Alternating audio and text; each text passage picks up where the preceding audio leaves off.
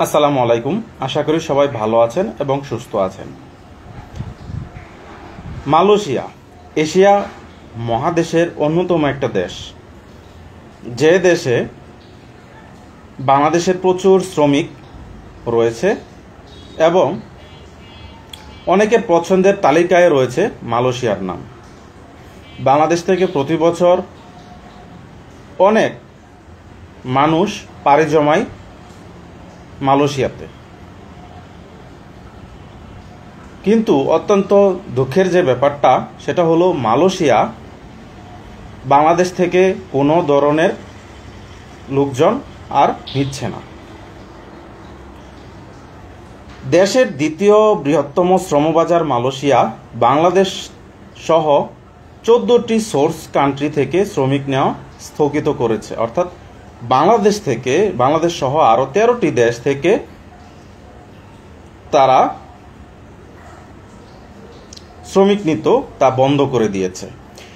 এই সিদ্ধান্তের ফলে আবারও বন্ধ হয়ে গেল বিদেশে যাত্রা, অন্ততপক্ষে মালয়েশিয়ার উদ্দেশ্যে একদম বন্ধ হয়ে গেছে। বাংলাদেশ থেকে মালয়েশিয়াতে যেতে পারেনি নিবন্ধিত 31,000 বাংলাদেশি। এখন প্রস্তাবিত যে 31,000 মানুষ যারা মালয়েশিয়াতে কাজ করতে যাওয়ার কথা ছিল বা ভিসা পেয়েও মালয়েশিয়ায় যেতে পারবে না।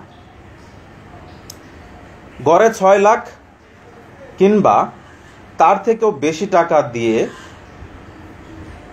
মালয়েশিয়া যাওয়ার জন্য অপেক্ষা করছিল তারা। মালয়েশিয়া থেকে জানানো হয়েছে যে 31শে মে রাত 12টার আগে যারা ফ্লাইটে উঠবে কেবল তারাই সে দেশে যেতে যাওয়ার পারমিশন পাবে। 31শে মে শুক্রবার ভিসা পাওয়ার পর হাজারো মানুষ উপস্থিত হয় যে কোনো প্রক্রিয়ার মাধ্যমে মালয়েশিয়াতে যাওয়া যায় কিনা। কিন্তু কোনো রিক্রুটিং এজেন্সি বাড়তি টাকা নিয়েও টিকিট না দেওয়ায় তারা কান্নায় ভেঙে পড়ে। তারপরেও 31,000 ভিসাপ্রাপ্ত কর্মীকে পাঠানো যায়নি সে দেশে। এরা মাটি ভিটে কিংবা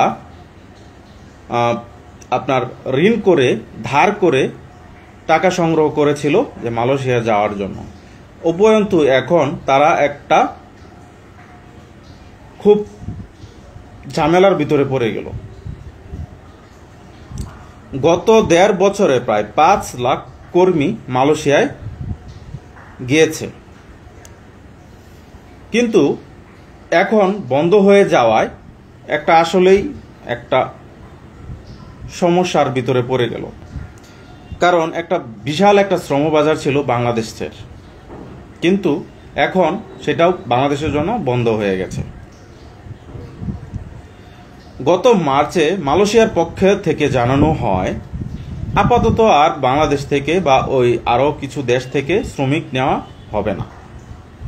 আর অনুমোদন ও ভিসা পাওয়ার কর্মীদের যারা অলরেডি পেয়েছে তারা 31শে মের মধ্যেই মালয়েশিয়ায় ঢুকতে হবে। পরবর্তীতে আর কখনোই পরবর্তী ঘোষণা না দেওয়ার পর্যন্ত তারা কেউই মালয়েশিয়ায় ঢুকতে পারবে না।